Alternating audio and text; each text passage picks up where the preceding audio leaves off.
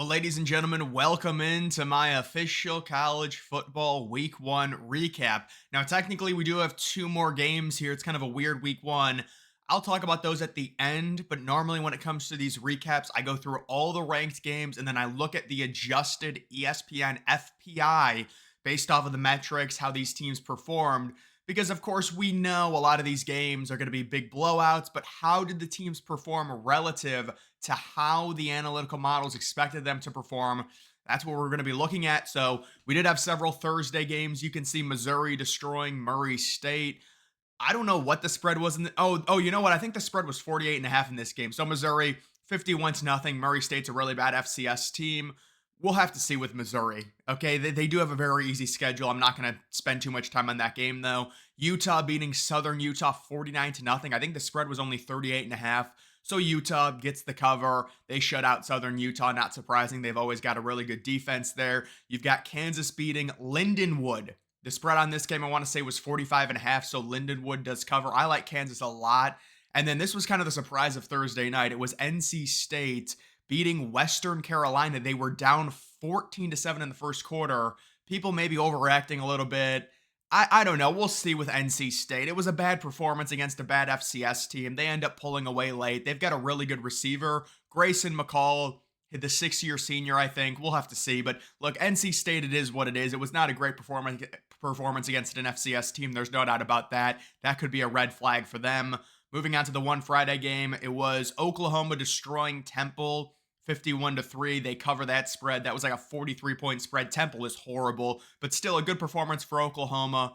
Grayson Arnold and company. And then moving on to the Saturday game. So this was one of the bigger games. It was Georgia and Clemson. Clemson scoring 3 points. Very boring first half. I was surprised this game was on at noon. I thought it would be at least a 3:30 game. I guess it didn't really matter. Georgia is just the same old Georgia. Again, you can argue with Georgia. I saw some people saying maybe they don't have the skill position players, but this is kind of how Georgia is every year.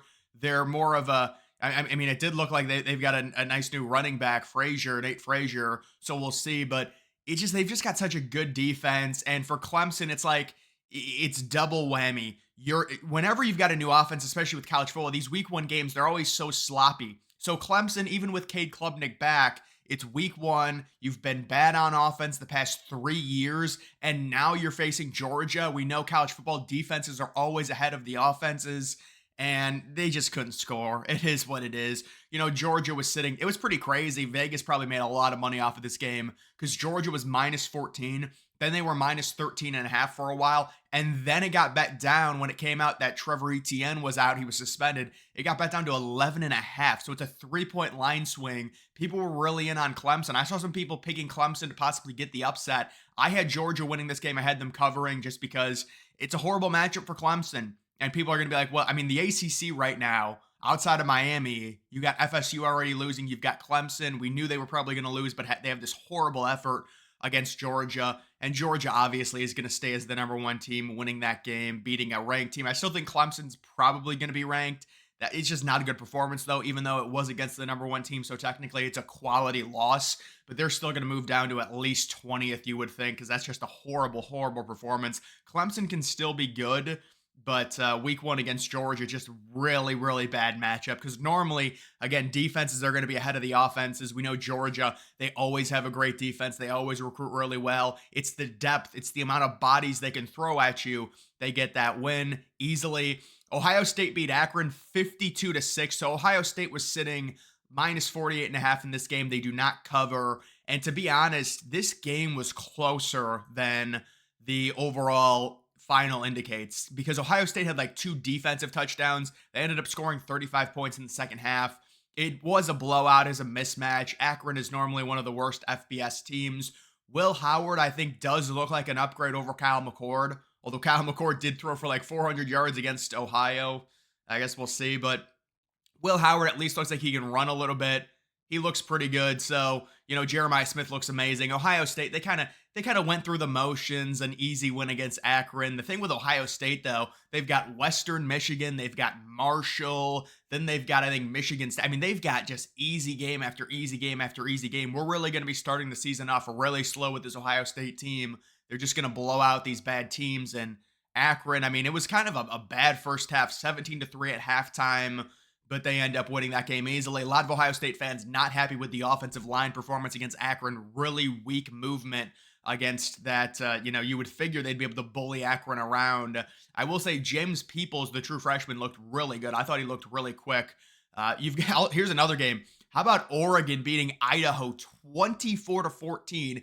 The original spread was minus 43 and a half, and it got bet up to minus 48. And you can understand why. Last year, week one, they beat Portland State 81-7. And this was a weird game. Dylan Gabriel went like 36 of 41 for like 380. So, I mean, he had a nice game. This is what I'll say. I'll say, guys, don't overreact to this. I feel like this is the exact game where Oregon's going to be like 10-1 and everyone's going to be like, remember when they almost lost to Idaho? This is just one of those weird week one games. It's not that Oregon is bad. I wonder if they will move down the AP poll just because that's a really bad performance against an FCS team where you're 48-point favorites. And I mean, that's a close game. It's not like Ohio State Akron where Ohio State sleptwalk, but they still blew them out and throttled them. It's kind of a weird game there for Oregon, but I still do like Oregon. I would not overreact. It was a really bad performance, but it's one game against an FCS team they were never going to lose. Texas destroys Colorado State. That's a good performance for Texas. A lot of people are going to be liking them on the road at Michigan next week, considering Michigan dealing with the quarterback situation. I thought Colorado State would have put up more of a fight, honestly. That's a good performance. Isaiah Bond, they've got a good stable of receivers, Texas does. With Ewers as QB, Arch Manning comes in, plays really well, goes like 5 of 6 for 90 yards and a touchdown. They easily cover that 32-point spread there. How about Alabama thumping Western Kentucky? Jalen Milroe, I saw in the first half, was like 4 of 6 for almost like 300 yards. Bama wins 63-0. They were 31.5-point favorites, so they double up the spread basically. That's going to help them in terms of the analytics. People say, well, Western Kentucky sucks. Not really. This is not an FCS team. 63-0 is a very good score. This is not me saying Alabama's this super team. I'm just saying relative to the expectation, that's an extreme blowout. It may not seem like it because you'd think Alabama would blow out Western Kentucky, but really that game should have been like 52-24 if you look at the Vegas, lines and stuff, and it just was not. It was an annihilation. Early, they score 42 points in the first half, then they kind of take their foot off the pedal there. You've got Ole Miss. They did not drop an 80 burger. They only scored 3 points in the first quarter against Furman. I was watching this game and they could have easily been up 55-0 at the end of the first half. Furman, obviously. Jackson Dart, there's another one. He had like 420 passing yards and 5 touchdowns in the first half. You've got a lot of players running up their numbers, trying to get jockeying for Heisman position. It's Milroe, it's Arnold, it's Genty from Boise State, although that was a closer game against Georgia Southern. We'll see if Boise State is ranked this next week. Dude has like 400 yards. McMillan, the receiver from Arizona, goes for 310 and 4 touchdowns. There's some crazy stat lines. Here's the big game, Notre Dame beating Texas A&M. Nice performance from Notre Dame. What a really boring game, though. Connor Wigman, 12 of 30 for 100 yards, 30 pass attempts, 100 passing yards. You got to give credit to Notre Dame's defense, but this is what I'm talking about when it comes to the defenses being ahead of the offenses. Notre Dame 3-point underdogs. Vegas made a ton of money. Everyone was in on A&M. I said Notre Dame was going to win this game, though. Go on the road. I think I had it at 26-17. So it was pretty, I had a little bit higher scoring, but still, that's a good performance from Notre Dame. I'm not going to sit here and say, oh, there's this unbelievable team, but it was a good performance. A&M just looked really bad at home, and it was one of those games kind of sloppy. They field goal fest early on. They end up winning by 10 points. Good performance from Penn State. I'll say Penn State, well, I don't know. They were up 20-6 at halftime. So this was the big noon game, and it got destroyed by weather. It was 20-6. I didn't think West Virginia was going to come back, but they basically had no chance when you're dealing with a 4-hour weather delay at halftime. It's just never going to happen. You're never going to get the crowd back into it, So they had a massively long weather delay, and Penn State, good for Penn State. That's a huge win. They were only 8.5-point favorites. People were picking West Virginia. I think West Virginia was overrated based off of what happened last year. They beat a bunch of bad teams to kind of pad their record and make it better than they actually were. and they get annihilated by Penn State. So that's a home and home Penn State sweeps. I mean, Penn State's been really good with these home and homes. They had Auburn the 2 years prior. They won both of those games pretty handily, especially the game on the road. And then they win both the games against West Virginia. So Penn State, that is a good performance in week one. The Penn State is they should be very happy with how they started off their season. 34-12, they get a win. They've got a really good defense. Michigan beats Fresno State. They do not cover that spread. So they were around 21-point favorites. I think they closed at 21 and a half maybe. They end up winning by 20. And I mean, they did score 17 points in the fourth quarter, but I mean, we'll have to see with Michigan. I understand a lot of people are not going to be picking Michigan against Texas just because the quarterback situation with Davis Warren, Orgy as well.